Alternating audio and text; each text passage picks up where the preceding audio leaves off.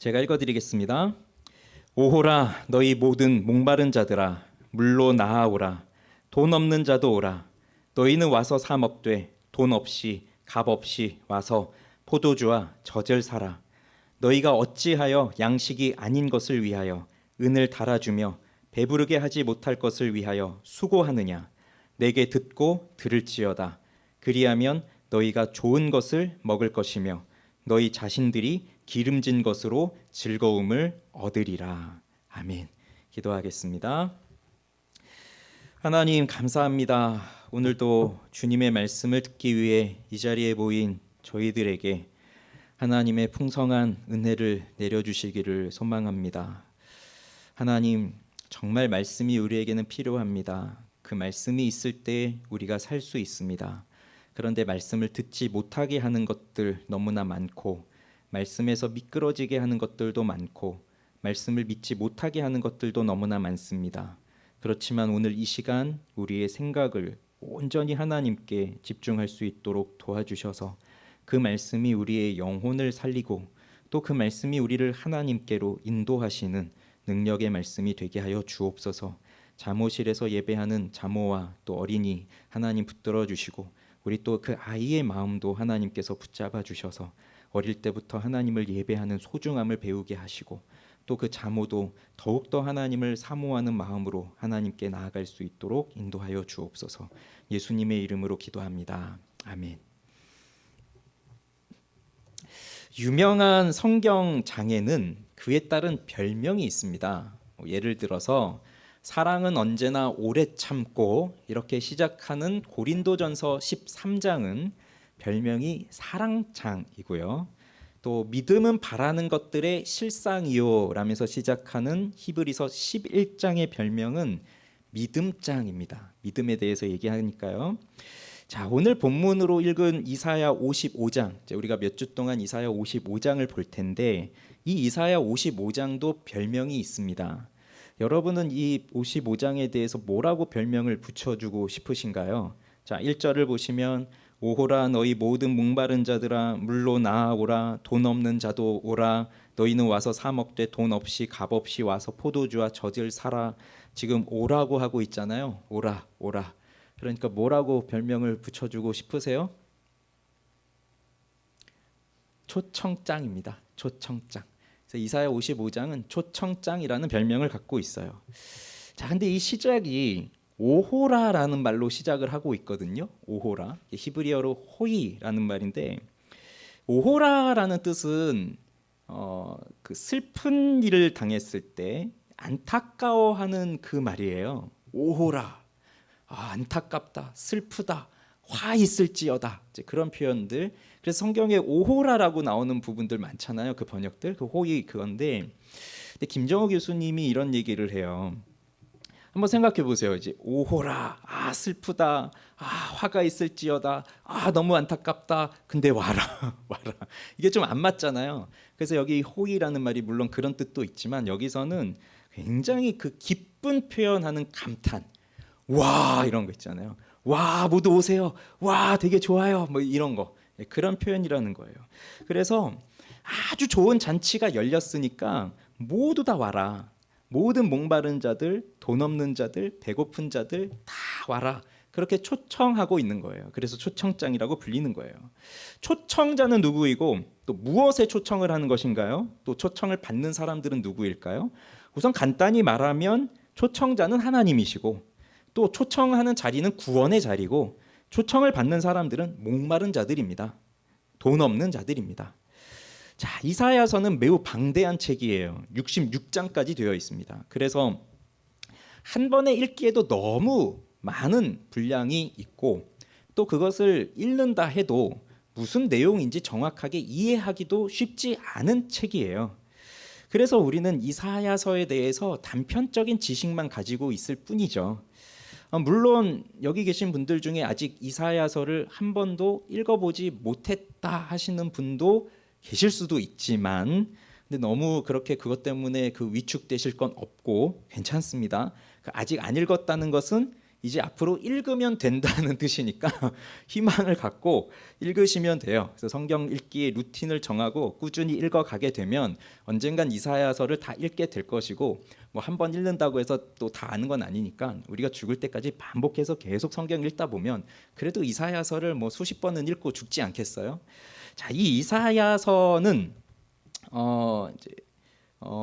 이제 크게 세 부분으로 되어 있습니다. 그래서 1장부터 39장까지는 이스라엘과 열방에 대한 심판의 예언이 기록되어 있고, 40장부터 55장까지는 바벨론 포로로 끌려간 사람들이 어떻게 회복될 것인가, 그 회복에 대한 예언이 주어져 있고, 또 56장부터 66장까지는 궁극적 그 종말론적 승리를 예언해 주고 있어요. 이렇게 세 부분인데, 오늘 우리가 읽은 본문은 55장이니까 그 두 번째에 해당되는 바벨론에서의 회복, 그 부분의 마지막 장이 되는 거죠. 이 두 번째에 해당되는 이 바벨론의 회복, 첫 번째 40장은 너희는 내 백성을 위로해라, 이제 그렇게 시작합니다. 내 백성을 위로해라. 그러면서 그 회복에 대한 약속이 주어지는데, 53장에 가면 그래도 이사야서에서 우리가 가장 잘 알고 있는 부분이라 여겨지는데요. 이사야 53장, 바로 고난받는 종에 대한 그 기사가 나오죠. 그래서 하나님께서 하나님의 백성들을 구원하기 위해서 하나님의 종, 정확히 말하면 그리스도 메시아를 보내주시고 그가 희생한다, 이제 그런 거죠.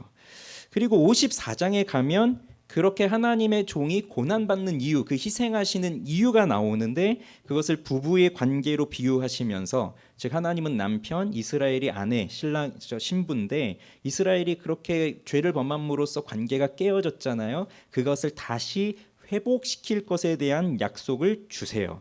그러면서 55장에서 너희들은 다 와라, 이렇게 초청을 하고 있는 겁니다. 그래서 오늘 우리들은 여기서 이제 살펴볼 것이 두 가지인데, 첫째는 초청받는 사람들에 대해서 살펴볼 것이고, 두 번째는 이들이 나와서 해야 하는 것은 무엇인가, 그 두 가지를 볼 거예요. 자, 우선 첫째는 초청받는 사람들에 대해서 먼저 생각을 해보겠습니다. 자, 1절을 다시 한번 보겠습니다. 같이 한번 읽어보겠습니다. 1절 시작.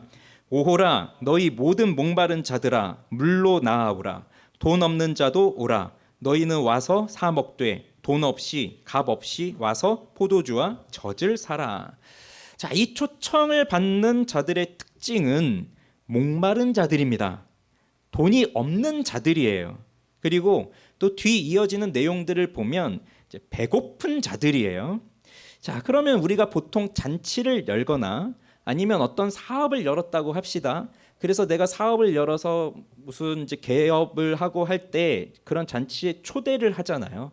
누구를 초대할까요? 보통은 내가 사업을 하는, 그 내가 팔고자 하는 그러한 제품을 살 만한 그 구매 능력이 있는 사람들을 초대해서, 그래서 그들로 하여금 내가 좀 사업을 할 수 있도록 나에게 좀 도움이 되는 그런 사람들을 부르는 거잖아요. 아파트 모델하우스 같은 곳 가보셨죠? 아파트 모델하우스 또는 자동차 전시 매장 뭐 이런 데 가보셨을 거예요. 그러면 아파트 이렇게 쭉 그 모델하우스에 가서 굉장히 예쁘게 잘 꾸며 놓은 그걸 보면서 야, 나도 여기 한번 살아볼까, 그 생각을 하고, 또 자동차 매장에 가서 지금 내가 타고 있는 차보다 더 좋은 새로 나온 그 최신의 차들을 보면서 나도 이걸 한번 타볼까, 이제 그런 생각을 하면서 거기 가서 이렇게 보는데, 근데 실제로 그 아파트를 살 만한 능력이 없고 그 차를 탈 만한 능력이 없는 사람들은 그 전시장에 간들 뭘 하겠습니까? 아무 의미가 없는 거죠. 내가 가서 살 수 있는 능력이 있어야 거기 가는 것도 의미가 있어요. 그러니 세상은 그렇게 할 수 있는 사람들을 부르는 거예요. 우리는 비록 돈이 없어도 세상에는 돈 많은 사람들이 너무나 많기 때문에 그렇게 큰 평수의 아파트, 뭐 최신형의 차들을 계속해서 만들어내도 계속해서 팔리고 하는 게 세상이니까 그렇게 살도록 하고 있는 거죠. 그렇지만 하나님의 초청은 이러한 세상의 방식과는 완전히 다릅니다. 돈 있는 자들아 와라, 그게 아니라 돈 없는 자들아 와라예요. 돈 없는 자들아 와라. 예전에 어느 자매를 신방하는데 이 자매가 교회를 가겠다고 하니까 그 어머니가 이렇게 얘기했대요. 야, 너 교회 가면 돈이 얼마나 많이 드는 줄 아니? 너 교회 갈 생각 아예 하지 말아라. 그렇게 얘기를 했다는 거예요. 이 교회에 대한 오해죠. 교회에 가면 이렇게 돈이 많이 든다는 생각. 그 제가 지난주인가 뭐 어떤 간증을 이제 들었는데 그 교회 이야기인데 그 교회에 이제 청년이 온 거예요. 지금 우리 뭐 MZ 세대라고 부르는 이 청년들이 이렇게 어디서 이렇게 깊이 받아들여지고 용납되고 이런 경험들이 별로 없다 보니까 이제 20대 청년이 돼서 교회를 전도돼서 처음 간 거예요. 갔는데 너무 따뜻하게 환대해주고 너무 잘해주는 거예요. 그래서 몇 주 동안 이렇게 다녀보니까 이제 너무 좋은 거죠. 자기를 이렇게 잘해주니까. 그래서 목사님한테 조심스럽게 가서 은밀히 물어봤대요. 제가 여기 너무 좋은데 저도 마음에 들었는데 제가 여기 계속 속하여 있으려면 제가 회비를 얼마 내면 될까요?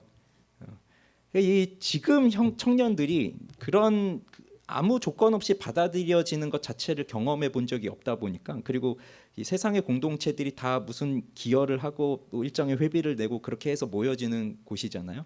교회도 일종의 그런 것이라 생각하고 내가 회비를 얼마 내야 이 공동체에서 계속 붙어 있을 수 있을까 그 생각을 했다는 거예요. 그래서 야, 우리는 회비 같은 거 없다. 그런 거 없다.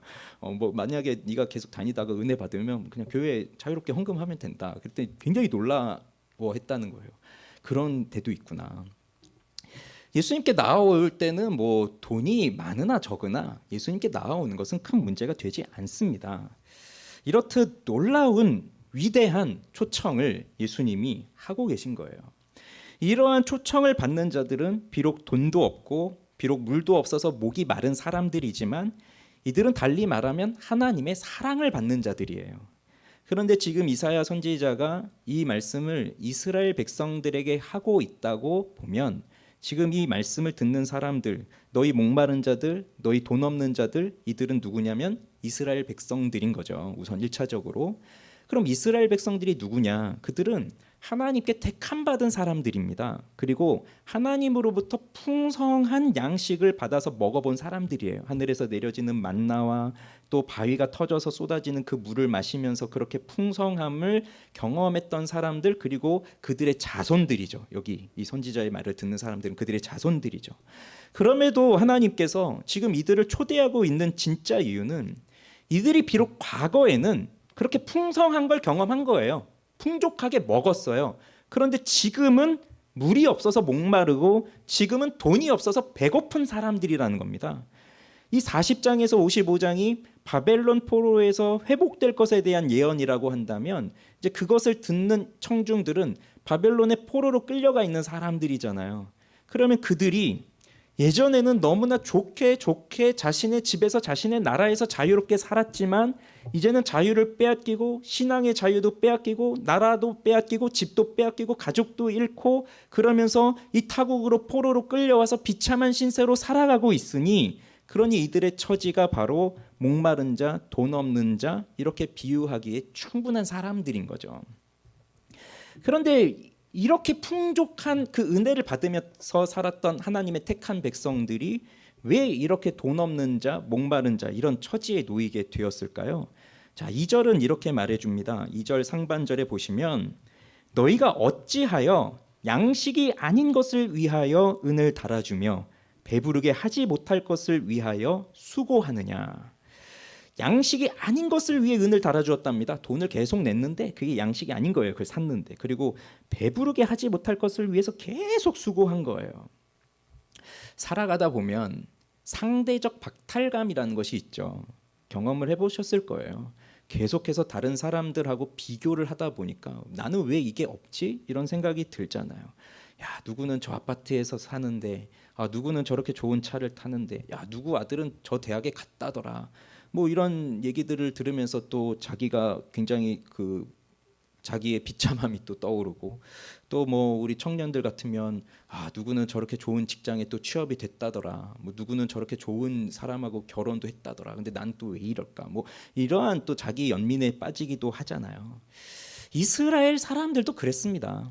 그들이 애굽에서 있을 때, 애굽에서 있을 때 그들은 노예로 있었죠.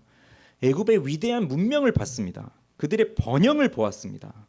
그렇지만 그곳에서 노예로 살면서 압제를 당하고 있었으니까 그러한 번영, 부유함 이런 것도 굉장히 좋았겠지만 또 한편으로는 그 자유가 있는 민족이 얼마나 부러웠겠어요. 이들에게는 아들을 낳을 자유도 없었잖아요. 아들 낳으면 다 죽이라고 했으니까.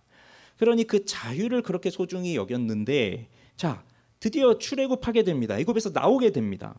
그러면 그 애굽에서 나와서 이제 광야로 들어가게 됐는데, 그토록 나오고 싶어 했던 애굽에서 나와서 새로운 자유를 찾아 새로운 자유가 주어졌는데, 그들에게 며칠 지나지 않아서 생각나는 게 뭐였냐면 애굽이었어요.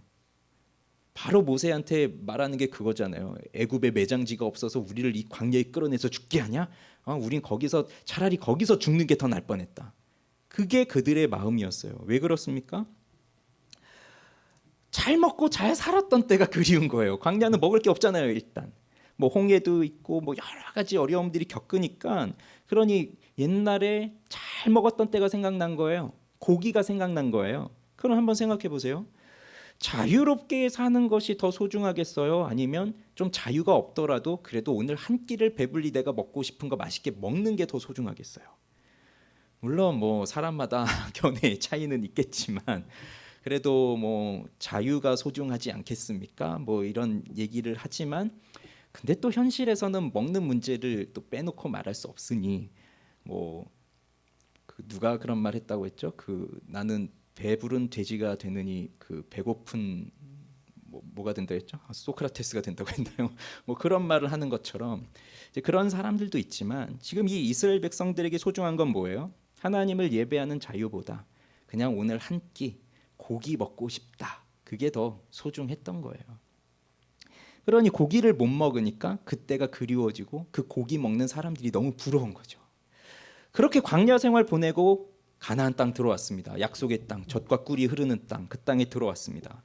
정말로 거저 들어왔어요. 물론 전쟁은 있었지만 그게 이스라엘 능력으로 이긴 게 아니라 하나님이 함께하여 주셨으니까 그 전쟁에서 이겼죠. 여리고성 같은 경우 뭐 그들이 어떻게 했습니까? 그냥 동거밖에 없어요. 근데 무너졌잖아요. 하나님이 그렇게 해주셨어요. 그러면 그들이 그 땅에 들어간 이유는 뭔가요? 그들이 거기서 해야 될 것은 하나님의 뜻을 드러내면서 살아가야 했던 것입니다. 그래서 하나님은 거기에 있는 가나안 민족들 다 진멸하라고 했고, 그들의 신을 섬기지 말라고 했어요. 그런데 이스라엘 백성들이 여기에 실패합니다. 왜요? 그들의 번영을 본 거예요. 그들의 풍성함을 본 거예요. 그들의 풍족함을 본 거예요. 그 애굽에서 보았던 풍요와 번영과 또 다른 것을 또 그들이 본 거예요. 그러면서 야, 우리도 저렇게 살고 싶다. 어떻게 하면 저렇게 살 수 있을까? 그들이 섬기고 있는 신을 우리도 따라야 되겠구나. 그들이 사는 삶의 방식, 여기 환경에서는 저들이 오랫동안 살아왔으니 저들의 살아가는 방식을 우리가 따라가야 그게 지혜로운 것이겠구나. 그러면서 하나님도 섬기고 그들도 그 우상도 섬기는 이중 생활을 하기 시작한 거죠. 그러면 결국 이스라엘의 가치관은 어디에 있는 겁니까? 번영에 있는 거죠. 세상이 주는 번영, 안정, 부자가 되는 것, 막강한 군사력을 갖는 것, 또 당시는 농경사회였고 팔레스타인 지역에서 농사를 짓고 산다는 것은 때에 맞춰 하늘에서 비가 내려줘야 가능한 일이었으니까 하늘을 움직일 수 있는 신을 갖는 것, 이런 것이 그들에게 가장 중요한 거였고, 그것들을 다 모아서 하나로 모으면 결국 자기 자신의 행복으로 직결되는 겁니다. 그래서 자신을 위해서 살고자 하는 것이 가장 중심에 있고, 자신을 살고자 하는 마음이 제대로 이루어지지 않으니까 다른 사람들을 비교하면서 계속 박탈감에 빠지는 거예요. 그리고 자기 연민으로 빠지는 거죠. 그러면 우리는 무엇을 위해서 살고 있습니까? 감히 말씀드리지만 하나님의 영광을 위해 사는 것이 아니면 모든 것은 다 헛된 것을 위해서 사는 겁니다. 그러면 헛된 것이 무엇인가요? 오늘 말씀을 보면 양식이 아닌 것을 위해 돈을 쓰는 것이다. 배부르게 하지 못하는 것을 위해 땀을 흘리며 수고하는 것이다. 그게 헛된 것이에요. 존 파이퍼 목사님의 설교 중에서 너무나 도전이 되는 이야기가 있기 때문에 하나 좀 말씀을 드리면, 청년들에게 이제 설교를 하는 그 설교 속에서 리더스 다이제스트에 나온 기사를 이제 소개를 합니다. 그 청년들에게, 그 젊은 청년들에게, 정말 그 굉장히 많이 앉아 있었어요. 그 청년들에게 진짜 비극이 무엇인지를 알려주겠습니다. 그러면서 그 리더스 다이제스트에 나온 기사를 읽어주는데, 그 내용이 뭐냐면, 성공을 해서 50대에 조기 은퇴를 하고 플로리다에 살면서 9m짜리 요트를 타고 소프트볼을 즐기고 조개 껍질을 주우면서 사는 삶, 이게 아메리칸 드림이다. 여러분 생각해 보세요. 이미 뭐 이제 50대, 60대 이렇게 접어드신 분도 계시지만 또 40대, 30대들 또 생각해 보세요. 우리 20대들도 생각해 보세요. 내가 지금 이제 열심히 일하고 성공해서 50대가 되면 나 너무 힘든데 50대 일찍 은퇴하고 저기 어디 좋은데 바닷가에 집 짓고 살면서 요트도 타고 뭐 서핑도 하고 뭐도 하고 그렇게 이제 즐겁게 살아야지. 그 삶을 말하고 있는 거잖아요. 그게 이제 성공했다는 거예요. 그러면서 이게 성공이니까 그 미국의 젊은이들에게 다 이런 삶을 꿈꾸어라. 그걸 가르치고 있는 세상이 그 세상인 거죠. 그런데 자, 파이퍼 목사님 하는 얘기가 이겁니다. 그 이러한 삶의 실상이 무엇인가?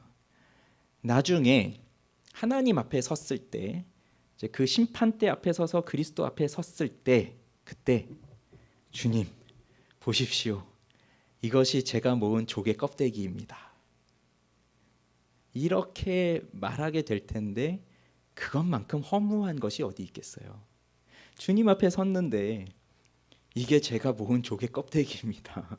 주님이 그 조개 껍데기 보면서 감탄하시겠어요? 야, 착하고 충성된 종아, 너에게 2달란트를 맡겼더니 이 그 2달란트만큼의 또 이 조개 껍질을 주워왔구나. 너에게 복이 있도다. 그러시겠습니까? 그러니 오늘날의 수많은 사람들이 막대한 자본을 들이면서 수많은 돈을 들이면서 이런 삶을 꿈꾸고 있고 이렇게 살기 위해서 노력하고 있어요. 그게 바로 헛된 양식을 위해서 돈을 쓰고 있는 겁니다. 세상은 꿈을 꾸라고 하죠. 꿈이 이루어질 것을 바라면서 살아가라고 합니다. 언젠가는 그 꿈이 이루어질 것이라고 말합니다. 그런데 그 꿈이 무엇인가요? 도대체 무엇을 이루고 싶은 건가요? 파이퍼는 말합니다. 그 꿈을 사지 말라. 당신의 삶을 낭비하지 말라. 그 젊은이들에게 그렇게 말하고 있어요. 하나님 앞에 가서 조개 껍데기입니다. 그런 삶 살지 말라는 거예요. 자신의 얼굴을 보십시오. 주름살이 하나씩 하나씩 늘고 있죠. 예. 그리고 아내의 손등을 봐보세요. 곱던 손이 이제 검버섯 하나씩 이렇게 또 생기고, 또 자녀들을 보세요. 그렇게 또 키가 크고 또 체중이 늘면서 이제 나보다 더 커지고 그렇게 되고 있잖아요. 그게 우리가 살아가는 그 인생의 모습인데, 한번 거울을 보고 내 얼굴을 보면서 한번 생각해 보세요. 무슨 생각이 들까요? 거울 보면서, 내 얼굴을 보면서. 또 이렇게 늙어가는데 남편의 모습을 보면서 또 무슨 생각이 들까요? 그리고 우리 청년들 같은 경우는 점점 이제 연로해져 가는, 아직 그 정도의 연세는 아니시지만 부모님들이 그래도 좀 이렇게 연로해져 가는 부모님을 보면서, 엄마 아빠를 보면서 또 무슨 생각이 드나요? 예전에 이런 광고를 본 적이 있는데, 정확히 뭘 팔려고 했던 광고인지는 기억이 안 나지만, 근데 그 광고가 뭐였냐면 사진을 찍어서 30년 후의 모습으로 이렇게 바꿔서 그걸 보여준 거예요. 가족 사진이든 친구하고 사진이든 그 소중한 사람들과 함께 찍은 사진을. 그러면서 30년 후로 변한 모습, 내 모습도 있고 내가 사랑하는 사람의 모습도 이렇게 있으면서 그걸 보고 이제 느낀 게 뭐냐, 그 인터뷰를 하는데 다들 하는 말이 뭐냐면, 사랑하는 사람의 나이 든 모습을 보니까 뭐라고 할 것 같아요? 사랑하는 사람들의 이 나이 든 모습을 보니까 내가 더 건강해야 되겠다라는 생각이 들었습니다. 그 말을 하는 거예요. 사랑하는 사람들의 나이 든 모습을 보니 내가 더 건강해야 되겠습니다. 물론 내가 건강해야 그들을 더 잘 돌볼 수 있겠다, 그런 뉘앙스이겠지만, 결국은 그 다른 사람의 모습을 보면서도 결국은 나를 더 챙겨야 되겠구나, 이제 이 생각으로 가는 자기 중심적 새 생각을 정말 잘 보여주는 광고였다고 생각이 들어요. 오늘도 우리는 이 하루를 살아갑니다. 그리고 우리는 육신의 건강을 위해서 정말 애를 쓰면서 살아갑니다. 그런데 영혼의 건강을 위해서는 우리가 무엇을 할까요? 이스라엘 사람들의 경우 양식이 아닌 것을 위해 은을 달아주었습니다. 그들에게 있어서 양식이 아닌 것이 무엇이었나요? 인간의 그 영혼의 궁핍을 채워줄 수도 없는, 조금도 채워줄 수도 없는 그 세상의 그 종교, 그리고 죄로 가득한 문화, 이런 것들을 위해서 그들은 살았고, 그래서 이방인들이 추구하는 세상의 정욕과 그 우상들을 섬기면서 살았고, 그래서 잠깐 있다가 사라지는 안개와도 같은 것이지만 사막을 여행하는 사람들의 눈에 보였던 그 신기루와 같이 금방 사라져 버리는 그것을 위해서 살았던 거예요. 그러니 이 어리석은 자들은 그것을 위해서, 그것을 취하기 위해서, 이 허망한 것들을 붙잡기 위해서 전 생애를 노력하고 모든 자원을 다 쏟으면서 살아가고 있는 거예요. 그러다 보니까 결국은 돈 없는 자가 되었어요. 목마른 자가 되었어요. 그렇게 열심히 살다 보니 다 갖춘 것 같았는데 나중에 보니까 없어요. 하나도 없어요. 돈이 없어요. 정말 밑 빠진 독에다 물 부은 것처럼 열심히 부어놨는데 아무것도 남은 게 없는 거예요.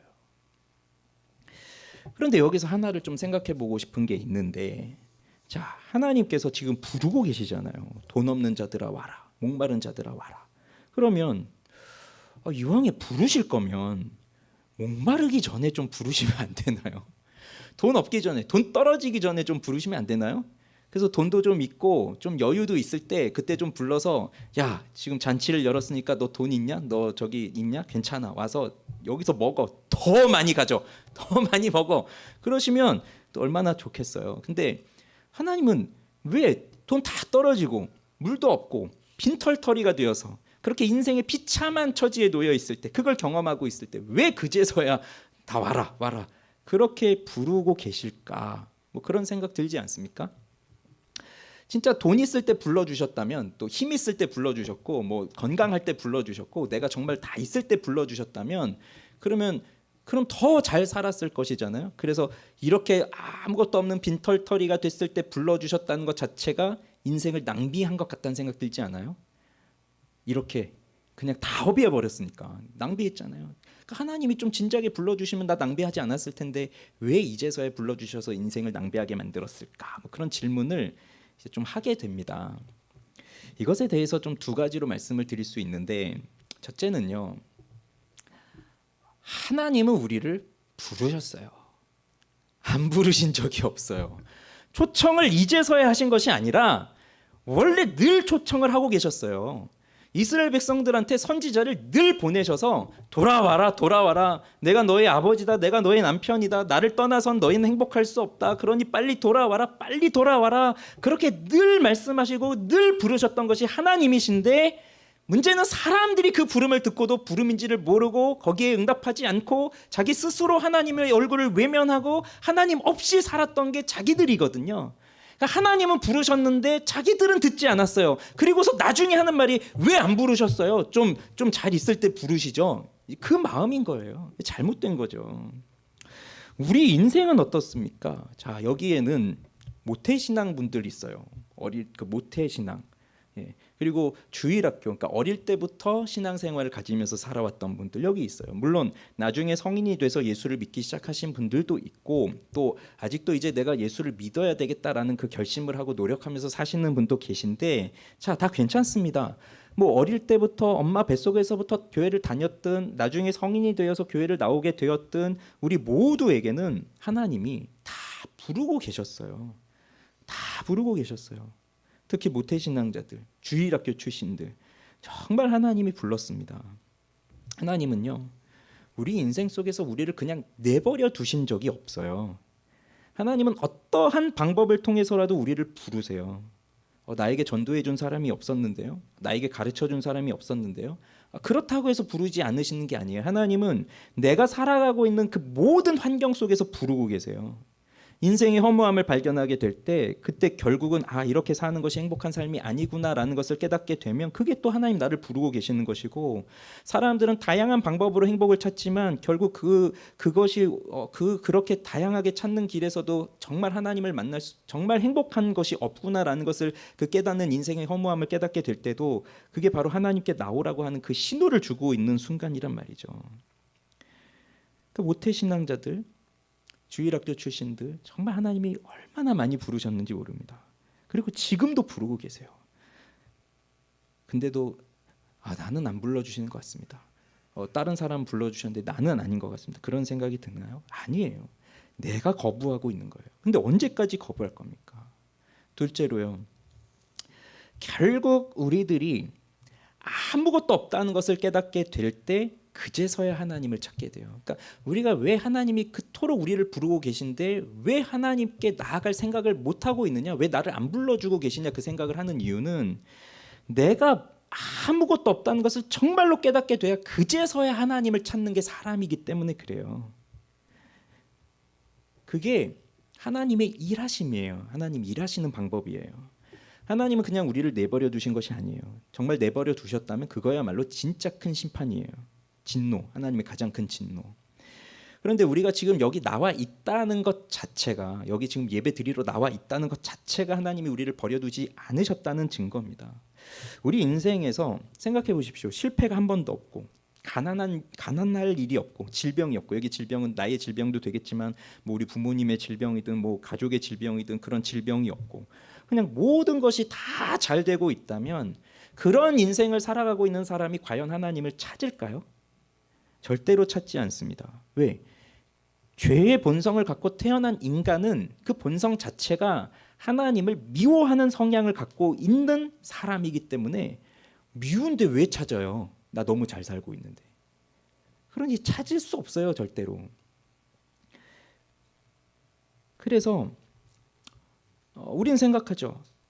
그래도 우리가 이렇게 열심히 노력하고 정말 내가 그래도 잘 살아보려고 그 다른 사람보다 정말 몇 배로 노력하고 그 해서 진짜 이렇게 성공을 할 수 있는 이제 그러한 삶을 살아갈 수 있을 때 하나님이 그때 정말 상을 주시는 거예요. 그 성공이라고 하는 상을. 그러면 그게 우리 인생에서 가장 베스트한 삶이다 이런 생각이 들지 않겠어요? 야, 내가 이렇게 열심히 했더니 하나님 또 이렇게 상도 주시는구나. 아, 정말 좋구나. 이런 생각을 할 거 아닙니까? 그러니 이스라엘 백성들의 입장에서도 보면 하나님이 경고하시죠. 너희 그렇게 하면 안 돼. 그 경고하셨는데 그럼 경고하시면서 그렇게도 해주시면 좋잖아요. 이스라엘이 죄를 지을 환경 자체를 이제 다 알아서 없애주시는 거예요. 이스라엘로 하여금 가나안을 다 진멸하라고 했는데 못했어요. 그럼 하나님이 너희들 시켰더니 안 되겠구나. 그래 내가 나서야 차례구나. 그러면서 하나님이 다 진멸시켜 주시는 거예요. 우상 자체도 다 없애주세요. 바벨론이 쳐들어오는데 이스라엘 백성들이 아직도 돌아오지 못하고 정신 안 차리고 있지만 근데 그 바벨론을 하나님이 알아서 다 쳐주시면서 봐라 나한테 와. 그렇게 해주시면 이게 이스라엘 백성들의 입장에서 봐도 그게 베스트 아닙니까? 가장 좋은 거. 그런데 하나님은 그렇게 하지 않으신다는 거예요. 하나님은 그런 식으로 일을 안 하세요. 왜? 그렇게 하면 사람들이 절대로 하나님을 안 찾기 때문에. 그래서 이 이스라엘이 이렇게까지 바벨론으로 끌려가서 포로가 되고 심지어 성전도 무너지고 예배할 수 있는 그 환경도 무너지고 그렇게 된 그 비참한 심판을 당하게 되는데 그것이 결국은 하나님의 일이라는 거죠. 그래서 박영선 목사님이 이제 이런 말씀을 하시는데 우리가 반복적으로 경험하는 실패와 절망과 후회와 자책이 그것이 일을 하고 계시는 하나님의 방법이다. 예. 우리가 반복적으로 경험하는 실패, 절망, 후회, 자책 이런 거 있죠. 그게 하나님이 일하시는 방법이라는 거예요. 그러니까 이걸 깨닫기 위해서는 우리의 신앙의 안목이 굉장히 넓어져야 되는 거죠. 출애굽기 3장에서 모세가 하나님을 만나죠. 그 떨기나무 불타는 그 떨기나무에서 하나님을 만나죠. 그리고 하나님이 이제 모세를 보내잖아요. 그때 모세가 내가 무엇이라고 말해야 됩니까? 라고 했을 때 하나님이 이렇게 가르쳐 주세요.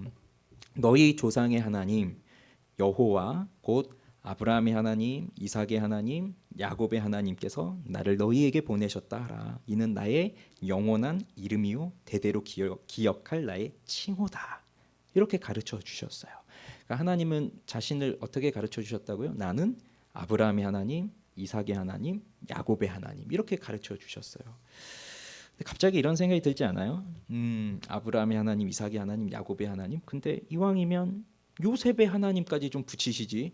어차피 창세기에 아브라함, 이삭, 야곱, 요셉까지 그 네 명의 족장인데 요셉까지 좀 붙이시지 왜 요셉의 하나님이라고는 말씀 안 하셨지? 이런 생각이 좀 갑자기 들잖아요. 근데 이게 생각을 해보면 이게 우리에겐 너무 감사한 일이에요. 왜냐하면 아브라함, 이삭, 야곱 한번 생각해 보세요. 아브라함 좀 어떤가요? 아브라함 물론 우리에게 믿음의 조상으로 이렇게 우리는 되게 좋아하지만 근데 여러분 아브라함이 살았던 삶 본받고 싶으세요? 자기 그래도 그 하나님 말씀 믿고 믿음으로 이렇게 왔는데 와 보니 거기 기근이 있고 아 여기서 못 살겠구나 하고 저 애굽으로 가고 애굽으로 가니까 이상하게 내 아내가 이렇게 너무 예뻐서 이거 큰일이다. 어떻게 하면 될까? 그래서 자기 아내 팔아버리고 그리고 아들을 주신다고 했는데 시간이 지나도 안 나오니까 결국 또 첩 불러다가 그렇게 해서 아들 낳고 뭐 그렇게 산 사람이 아브라함이잖아요. 이게 뭐 본받을 만한 삶이에요? 이삭은 어떻습니까? 이삭은 별로 나오지도 않아요. 이삭은 또 그 아버지의 그 아들이라고 이삭도 자기 아내가 너무 예뻐서 또 팔아 넘기고 그리고 그냥 이 사람은 가서 또 땅 파니까 우물 나오고 또 저기 핍박이 나오니까 또 그냥 또 가서 우물 파니까 또 나오고 뭐 그러고 산 사람이 이삭이고 야곱은 어떻습니까? 야곱은 나올 때부터 그 뒤꿈치 자꾸 나와가지고 그냥 그 이름서부터 그 사람은 그냥 사기치고 사는 게 그 야곱의 인생이었어요. 계속해서 산 게. 근데 하나님이 아브라함의 하나님, 이삭의 하나님, 야곱의 하나님이라고 하셨어요. 요셉은요? 요셉은 뭔가 좀 다르잖아요. 근데 요셉은 좀 달라요. 우리가 범접할 수 없는 인물인 것 같아요. 그렇게 형들에 의해서 인신매매 당해가지고 그 노예로 팔려가면서도 뭐 한 번도 욕을 하고 뭐 원망하고 그런 것도 안 나오고 누명 쓰고 해도 그 오히려 기뻐하고 감사하고 하나님 때를 기다리고 형들이 나중에 왔을 때 우리 같으면 잘 걸렸다 너희들 어디 내가 얼마나 고통을 당했지 너희들 차례다 그랬을 텐데 그런 거 하나 없고 다 용서하고 이게 정말 하나님의 뜻이었습니다 이러면서 살았던 사람이 요셉이잖아요. 그러니까 우리는 범접할 수 없는 인생 뭔가 남다른 인생입니다. 그러니까 하나님이 아브라함이 하나님 이삭의 하나님 야곱의 하나님이다. 그건 곧 나는 완전한 사람들의 하나님이 아니다. 나는 이렇게 아브라함의 하나님 이삭의 하나님 야곱의 하나님이라고 하시는 것은 이것은 그들이 완전하고 그들이 완벽하기 때문에 내가 그들의 하나님이 되어주는 것이 아니라 너희가 비록 부족하고 너희가 비록 형편없고 너희가 비록 연약하고 너희가 허물투성이이지만 그런데 나는 너희 하나님이다. 그러니 너는 내가 너를 이끌어가는 것이고 너는 내가 하는 것을 보기만 하면 된다. 나를 믿고 따라와라. 그걸 말해주고 있는 거예요. 그래서 아브라함도 이삭도 야곱도 그리고 심지어 요셉까지도 그 인생을 보면 요셉만큼 또 험한 인생을 산 사람이 없잖아요.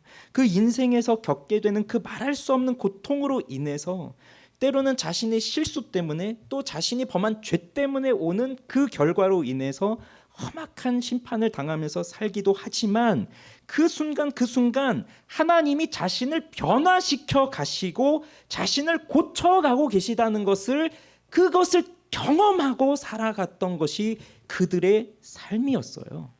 그래서 바벨론 심판 이거 끝이 아니에요. 바벨론 심판으로 너희들을 완전히 멸하겠다 그것이 아니에요. 다른 열방들 바벨론을 심판할 땐 너희는 완전히 사라질 것이다 말하지만 이스라엘의 심판 그게 아니에요. 이건 다시 회복하기 위한 회복의 과정인 거죠.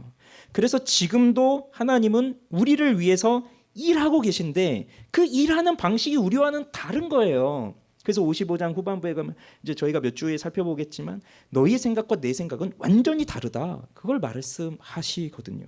그걸 믿으라는 겁니다. 그렇기에 우리의 인생에서 배우게 되는 지혜가 너무 많아요. 하나님이 나를 보시고 나에게 베풀어 주시는 이 모든 삶의 순간들이 헛된 것이 하나도 없습니다. 애굽에서 노예로 살아본 경험이 있기 때문에 거기에서 하나님과 쌓은 추억이 있고요. 바벨론의 포로로 끌려가서 비참하게 살아본 경험이 있기 때문에 그 순간순간 하나님과 쌓은 추억들이 더 많이 생겨나게 된 거예요. 지금 나에게 어려운 순간들이 있다고 칩시다. 그러면 그것이 쌓이고 쌓여서 하나님과의 좋은 추억들, 즉 나를 이 가운데에서도 나를 건져내 주시고 모든 것을 합력하여 선을 이루어 가시는 그 하나님의 아름다운 일들이 여기서 나타나고 있다는 그 아름다운 추억을 쌓아가는 그 과정인 거예요. 얼마나 소중한 시간입니까? 그래서 그것이 모이면 나의 간증이 되고 그렇게 간증을 할 때 결국 나는 세상도 나도 간 곳 없고 오직 구속한 주만 보이도다. 그렇게 고백할 수밖에 없는 아주 신비한 일이 일어나는 거죠. 그러니 우리의 인생 속에서 일하여 가시는 하나님의 지혜를 배우기를 원하고 하나님의 나라를 보게 되는 안목이 생기기를 바랍니다. 두 번째, 초청을 받은 자들이 나와서 해야 되는 것이 뭐냐? 이들에게 요구되는 것이 뭐냐? 보십시오. 돈 없이 값 없이 와서 살아. 자, 이게 말이 됩니까? 이게 말이 되는 말인가요?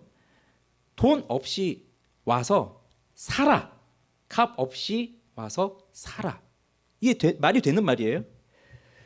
돈 없이 와서 먹어라. 뭐 값 없이 와서 먹어라. 이건 말이 되겠는데 돈 없이 살아. 자, 사는 건 뭐예요?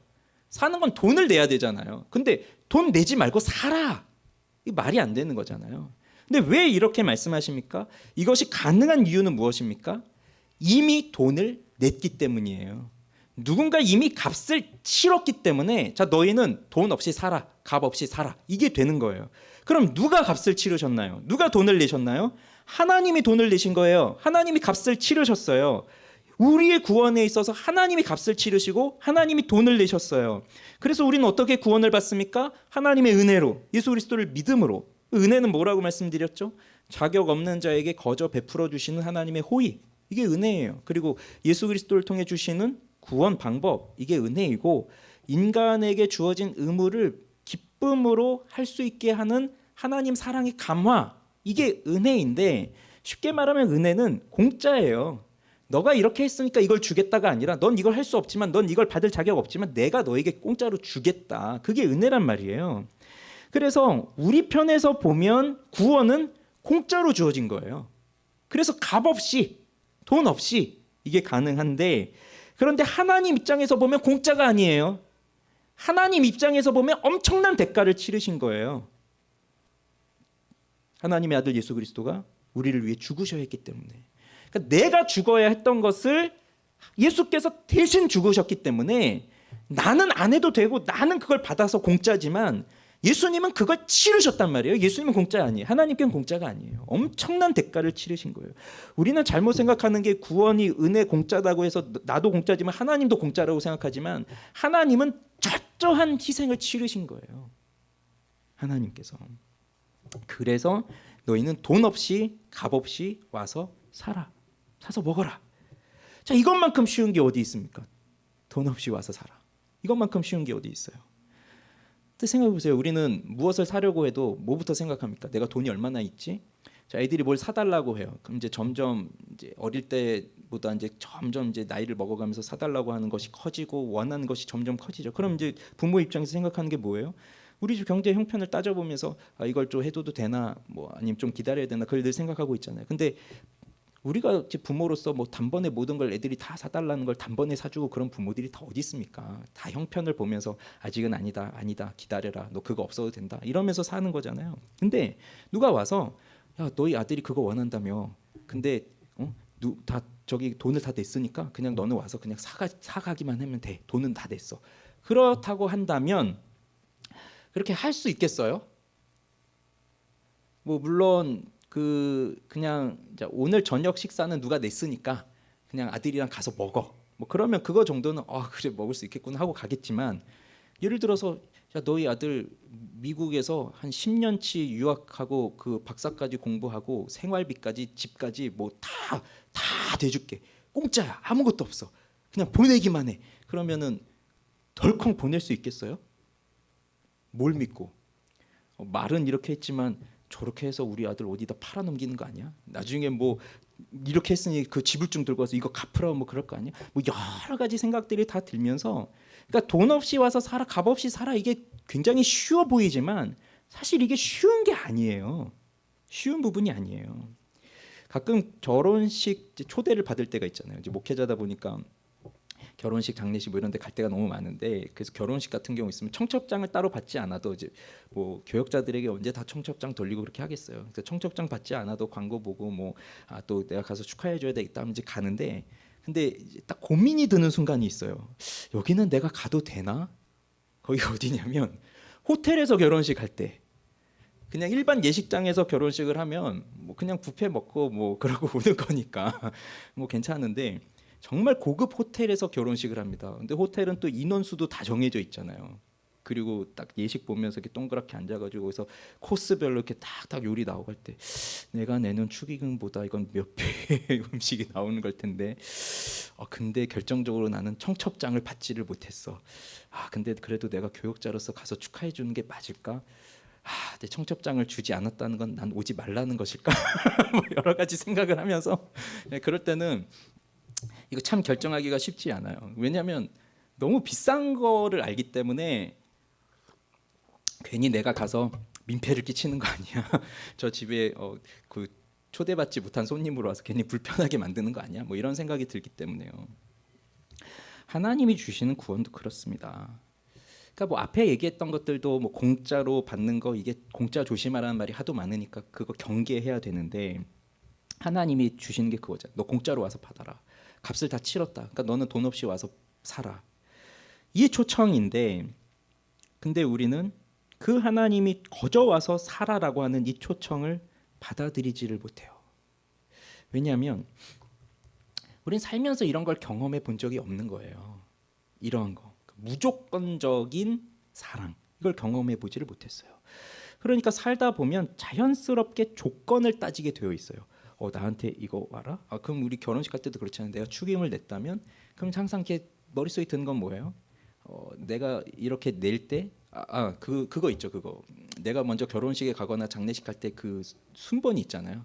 우리 집에 경조사가 있을 때 나한테 축의금을 했었나 조의금을 했었나 그거 먼저 찾아보고 했으면 가고 안 했으면 안 가고, 그리고 내가 갔으면 나중에도 저 사람이 나한테 왔으니까 나한테 이렇게 하겠지, 그런 걸 생각하면서 또 움직이는 게 우리 또 경조사 문화 아닙니까? 그러니까 이런 조건을 항상 따지게 되어 있는데 하나님은 무조건적인 것을 말하고 계세요. 그래서 우리가 예수 믿는 데 있어서 가장 걸림돌이 되는 부분이 참 아이러니하게도 이 부분이에요. 예수님은 그냥 공짜로 와라. 구원은 은혜다. 내가 값을 치렀다. 근데 너는 할 게 없다. 그냥 너는 와서 믿어라. 그건데 이게 너무 쉬워 보이는 거지만 근데 이게 예수를 못 믿게 하는 거예요. 이해가 되십니까? 예수님이 널 위해서 십자가에 달려 돌아가셨다. 그러니 너는 그것을 믿으면 된다. 너의 공로, 너의 노력, 너의 행위 아무것도 필요 없다. 너의 죄를 하나님이 다 용서해 주셨다. 그렇게 말씀을 하시는데, 근데 사람의 입장에서는 하나님이 나를 왜 용서해 주셨지? 그게 가능한가? 무조건적 사랑이라고 하는 것이 그게 과연 가능할 것일까? 이렇게 말은 해놓고서 나중에 너 이거 해라, 너 이거 해라, 너 이거 안 하면 너 죽는 줄 알아라, 너 이거 안 하면 너 벌 받는다, 이러면서 또 그렇게 하려고 그냥 초대만 이렇게 하는 거 아닌가? 뭐 갖가지 생각이 들면서 여기에 반응을 못하는 거예요. 구원이 공짜다라고 하는 건데 그걸 받아들이질 못하는 거예요. 인생에서 이걸 경험해 본 적이 없어서. 그런데 하나님의 사랑은 무조건적 사랑인데 이걸 믿는 게 믿음이거든요. 그런데 이걸 못 믿는 거예요. 하나님의 사랑은 그럼에도 불구하고의 사랑이에요. 넌 받을 자격 없지만 그럼에도 불구하고 내가 너를 사랑한다. 그러니까 세상의 사랑과는 다릅니다. 심지어 부모의 사랑과도 다릅니다. 부모도 조건 달거든요, 다. 근데 하나님의 사랑은 그것이 아니에요.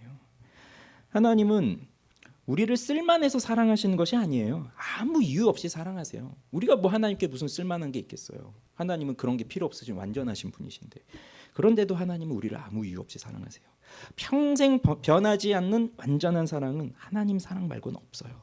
그래서 어거스틴이 고백록에서 이런 고백을 하는데, 주님은 나를 필요로 하지도 않으셨고 나도 주님께 도움이 될 만한 그런 존재가 아닙니다. 주님이 나를 지으시고 내게 주님을 섬기고 예배하라고 명하신 것은 내가 주님을 섬기고 예배할 때에만 복된 삶을 살 수 있기 때문입니다. 이유가 없어요. 그리고 우리는요, 이렇게 공짜로 와서 살아는 게 싫어요. 이 본성이 그래요. 인간 본성 자체가 스스로 구주가 되고 싶어하는 본성이 있어서 내 마음이 내가 영광을 받고 싶지 다른 사람, 다른 대상 영광 받는 걸 싫어해요. 그래서 내가 이렇게 했더니 구원을 받았습니다. 내가 이렇게 열심히 노력했더니 이런 보상을 받았습니다. 이걸 원하지. 그래서 사람들이 야, 그렇게 했더니 그런 것을 받았구나 하고 박수 쳐주고 와, 대단합니다. 집사님 대단합니다. 그걸 원하지. 난 아무것도 아닙니다. 하나님이 다 하셨습니다. 이런 게 싫은 거예요. 이 55장 뒤에 가면 나무들도 손뼉치고 다 그렇게 그 회복을 기뻐하는데, 근데 우리가 원하는, 그 인간들이 원하는 것은 내가 영광 받고 싶은 거고, 내가 이렇게 했더니 내가 이렇게 잘했습니다. 그걸 인정받고 싶은 거예요. 그래서 우리에게는 자력 구원, 즉 내 힘으로, 내 노력으로 구원받고자 하는 게 더 매력 있게 다가와요. 내가 한 만큼 얻는다. 근데 기독교를 제외한 모든 종교는 다 이런 식이거든요. 그런데 성경은 그렇게 말하지 않아요. 내가 해야 한다. 내가 열심히 그 행위를 지켜야 된다. 뭐 법을 지켜야 된다. 이렇게 계속 강조하면서, 근데 그게 안 되잖아요. 그렇게 지키는 게. 그럼 이제 뭘로 해야 돼요? 내가 못 지키니까 그럼 돈으로라도 해야지. 돈을 열심히 갖다 바치는 거예요. 근데 돈도 돈 있는 사람들이나 바치지 돈이 없잖아요. 그럼 어떻게 해야 되겠어요? 물 떠다 놓고 열심히 빌기라도 해야죠. 지성이면 감천. 그래서 내가 열심히 빌면 그래도 신이 감동하셔서 물 주시겠지. 그게 세상의 방식이라면 하나님은 그런 것이 아니에요. 누차 말씀드리지만 복음은 우리가 하나님 앞에 무엇을 못했다고 해서 하나님이 우리를 덜 사랑하시는 것도 아니고, 내가 무엇을 더 잘했다고 해서 하나님이 우리를 더 사랑하시는 것도 아니에요. 우리 중에도 혹시 이런 마음으로 살아온 사람들이 있습니까? 내가 무엇을 해야 그래도 하나님이 나를 더 기뻐하실 거야. 아니면 나는 지금까지 살아온 것도 이 모양인데 하나님은 나 같은 사람은 보실 리가 없을 거야. 그런 마음으로 사신 분들이 있습니까? 어찌되었든 중요한 것은 복음입니다. 복음이 무엇입니까? 복음은 모든 것을 뒤집는 거예요. 그동안 우리가 가지고 살아왔던 삶의 방식, 삶의 가치관, 삶의 우선순위, 이 모든 것을 뒤집는 게 복음이에요. 그리고 그 복음의 핵심에는 예수 그리스도가 계세요. 예수 그리스도가 시공간으로 오신 것 자체가 뒤집은 거잖아요. 그분은 시간에 매이시는 분도 아니고 공간에 매이시는 분도 아닌데, 시간과 공간에 매이시는 사람의 몸으로 오셨다는 그 성육신 자체가 완전히 뒤집은 사건인 거고, 또 게다가 모든 존귀와 영광을 받으셔야 하는 그분이 여기서 받은 건 멸시와 천대였어요. 이것도 뒤집힌 거죠. 생명의 주관자, 생명의 창조자이신 그분이 생명을 빼앗기고 죽임을 당해요. 그것도 뒤집힌 거죠. 그런데 마지막에는 그 죽음을 생명으로 바꾸시죠. 이것도 뒤집은 거예요. 이 복음을 알게 되면 우리의 모든 것이 뒤집히는 경험을 하게 되는 거예요. 그래서 너희는 와서 먹어라. 돈 없이 값 없이 와서 포도주와 젖을 사라. 그러면 너희는 좋은 것을 먹을 것이며 너희 자신들이 기름진 것으로 즐거워할 것이다. 이 말은 바로 예수 그리스도에게로 나아오라 그 말입니다. 아직은 아닌 것 같은데요. 좀 지나고 가겠습니다. 지금은 때가 아닌 것 같습니다. 하나님, 전 아직도 자격이 안 된 것 같아요. 제가 좀 자격을 갖추면 그때 가도록 할게요. 근데 무슨 자격을 갖출 겁니까? 여러분, 여기서 무슨 자격을 말하고 있나요? 자격을 원하면, 자격을 요구하면 은혜가 아니잖아요. 자격이 없어요. 근데 굳이 자격을 하나 말하라고 한다면 그 자격은 목마른 자, 돈 없는 자예요. 하나님을 내가 살아가면서 하나님을 알지 못해서 이리저리 채이고 이리저리 방황하고 그러면서 살아갔던 그 곤고한 인생. 그래서 누가 나에게 와서 야, 너 그렇게 살면 안 돼. 그렇게 조언이라도 해주었다면, 그렇게 가르쳐 주었다면 여기까지 오지 않았을 것 같은 그런 인생. 그래서 지금도 내가 어떻게 해야 될지를 모르겠는 그러한 인생, 안개 속에서 사는 것과 같은 그런 인생에 살고 있는 사람들, 그게 자격이라면 자격이에요. 그런데 우리 중에 그 자격조차도 미달인 사람이 있습니까? 그 자격에 미달인 사람은 모든 걸 가진 사람이에요. 근데 우리 중에 그 모든 걸 가진 사람이 있어요? 없잖아요. 만약에 그 사람이 있다면 바울이 갈라디아서에서 말한 것처럼 그리스도는 헛되이 죽으셨느니라.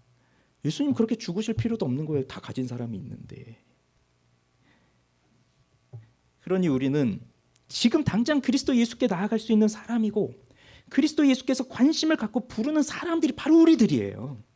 그러면 우리가 그리스도 예수께 나아가서 해야 되는 것이 뭐냐? 2절 중간에 보면 내게 듣고 들을지어다. 우리는 그분의 말씀을 듣는 것, 그것이 필요한 겁니다. 그분의 말씀에 바로 우리의 구원이 있고, 그분의 말씀에 바로 우리가 살아가는 인생의 지혜가 있어요. 믿음을 갖기를 원하나요? 믿음은 들음으로 주신다고 했어요. 즉 하나님의 말씀을 들을 때 믿음이 생기죠. 왜? 하나님은 말씀을 주실 때 믿음도 함께 주시기 때문에 그래요. 그러니 말씀 없이 사는데 어찌 믿음이 생기겠으며, 믿음으로 말씀을 들으려고 하지 않는데 어떻게 말씀을 들을 수가 있겠습니까? 말씀으로 나오세요. 그게 우리에게 요구되는 거 하나예요. 말씀을 들으세요. 뭐 요즘 금요 기도회 때 계속 하고 있는 주제가 그거예요. 말씀. 그러니까 꼭 들어보세요. 그러면 적용을 하면서 마치겠습니다. 첫 번째 적용은 우리에게 지금 당장 필요한 건 뭐냐면 내가 목마른 자, 내가 돈 없는 자라는 것을 인정하는 겁니다. 세상은 그거 인정하기 싫어해요. 세상에서는요, 돈 없다, 나 가진 것 없다, 나 능력 없다, 그거 인정하는 거 싫어해요. 그렇게 인정하면 사람들한테 무시당하잖아요. 멸시당하잖아요. 그러니 없어도 있는 척 해야 되는 게 세상이라고 한다면 우리 주님은 그렇지 않습니다. 우리 주님 앞에까지 그거 속일 필요 없어요. 없는데 있는 척 하실 필요 없어요. 주님은 다 알고 계신데, 없다는 걸 너무나 뻔히 알고 계신데 왜 있는 척 합니까? 그게 바로 외식이고 형식적 신앙생활이고 그게 가짜 신앙이잖아요. 그럴 필요 없다는 거예요. 그래서 지금 내가 목마릅니다. 내가 돈이 없습니다. 지금 하나님이 나를 구해주지 아니하시면 나는 살아갈 수가 없습니다. 그거 인정하라는 거예요. 그거 인정이 안 되면 나올 수가 없어요. 돈 없는 자 나와라, 목마른 자 나와라. 아, 그래도 나 돈 있어, 난 좀 있어. 그래도 아직은 좀 살만해. 그럼 나올 리가 없죠. 인정하세요. 시편 63편 1절에 내가 간절히 주를 찾되 물이 없어 마르고 황폐한 땅에서 내 영혼이 주를 갈망하며 내 육체가 주를 앙모하나이다. 주께 나오십시오. 두 번째는 구원에 참여하는 자들이 되어야 됩니다. 자, 53장에서 고난받는 메시아, 고난받는 종 말씀드렸죠. 우리는 다 양 같아서 각기 제 길로 갔어요. 그런데 우리의 모든 죄악을 그에게 담당시키셨고 그가 채찍에 맞음으로써 우리가 나음을 입었죠. 그가 죽음으로써 우리는 평화를 이루게 되었죠. 그러면서 그 54장에서는 회복의 약속을 주셨는데 이것이 정말 우리에게, 이 일이 정말 우리에게 성취되기 위해서 필요한 건 뭐냐? 자, 예수님은 이미 죽으셨어요. 2000년 전에 이미 십자가에서 죽으셨어요. 그건 명백한 역사가 되어 있어요. 그런데 예수님이 2000년 전에 십자가에서 죽으신 그 일이 진짜로 우리에게, 우리의 일이 되기 위해서는 무엇이 필요한 거냐? 그 예수 그리스도를 믿는 것이 필요하거든요. 그럼 예수를 믿을 때 무슨 일이 일어나느냐? 예수께서 그 2000년 전에 십자가에 달려 죽으셨지만 예수를 믿기 전에는 그 사건과 나의 사건은 별개의 사건이에요. 그래서 예수님이 죽으셨는데 그게 나하고 무슨 상관이에요? 그러니까 다가오지 않는 거예요. 믿든지 말든지 안 믿으면 그냥 뭐 거짓이든 뭐 신화든 뭐 그런 거고 그런 사실과 역사가 있다는 것을 믿었다 할지라도 그게 나하고 무슨 상관인데? 내가 언제 죽어달라고 했나? 뭐 그런 생각을 하는 거죠. 그런데 진짜 예수를 믿는 사람은 그 2000년 전에 십자가에 달리신 그리스도의 그 죽음이 바로 나와 깊은 관계가 있다는 것을 깊이 깨닫는 사람이에요. 그래서 예수님이 2000년 전에 죽으셨는데 그게 왜 죽으셨느냐? 나의 죄 때문에 죽으신 것이다. 내가 치러야 할 값을 예수님이 대신 치러주셨기 때문에 그것으로 죽으신 것이다. 그리고 그것이 지금도 현지적으로 내 마음 안에서 계속적으로 예수님의 십자가의 죽음이 계속적으로 일어나고 있는 거예요. 이게 그리스도인의 삶의 핵심이에요. 모든 그리스도인은 예수 그리스도의 십자가의 죽음을 현재적으로 경험하는 사람입니다. 그렇게 살게 되면 나는 죄인입니다라고 하는 사실을 깨닫게 되고 동시에 하나님께서 그럼에도 불구하고 나를 사랑하셨습니다. 그것을 깨닫게 돼요. 그러니 자 오늘 본문 보세요. 와서 사 먹어라. 돈 없이 값 없이 와서 포도주와 젖을 사라. 이렇게 표현하고 있는데 자, 그렇게 십자가를 현재적으로 경험한 사람들, 하나님의 사랑을 경험한 사람들은 그걸 깨달은 거죠. 내가 지금까지 양식이 아닌 것을 위해서 은을 달아주고 살았구나. 배부르게 하지 못할 것을 위해서 수고하며 살았구나. 그걸 깨닫는 거예요. 주님이 우리를 부르십니다. 그러면 우리는 믿음을 달라고 구하십시오. 주님께로 나아갈 용기를 달라고 구하십시오. 세상에선 돈 없이 값 없이 이게 가장 무시받고 가장 하찮은 존재이라고 생각할 수 있겠지만 우리 주님의 나라에선 그렇지 않아요. 가장 존귀한 자예요. 내가 돈이 없습니까? 값이 없습니까? 목이 마릅니까? 주님 앞에 가서 먹게 해달라고 구하십시오. 우리 주님께서 우리에게 용기를 주시고 믿음을 주시고 이렇게 아무것도 없는데 가서 문전박대를 당하지는 않을까 그런 걱정할 수도 있는데 그런 문전박대 당하지 않고 오히려 우리를 존귀한 자로 받아주실 것, 그것을 우리는 경험하게 될 것입니다. 우리의 빛이요 소망이신 그리스도께로 나아오십시오. 기도하겠습니다.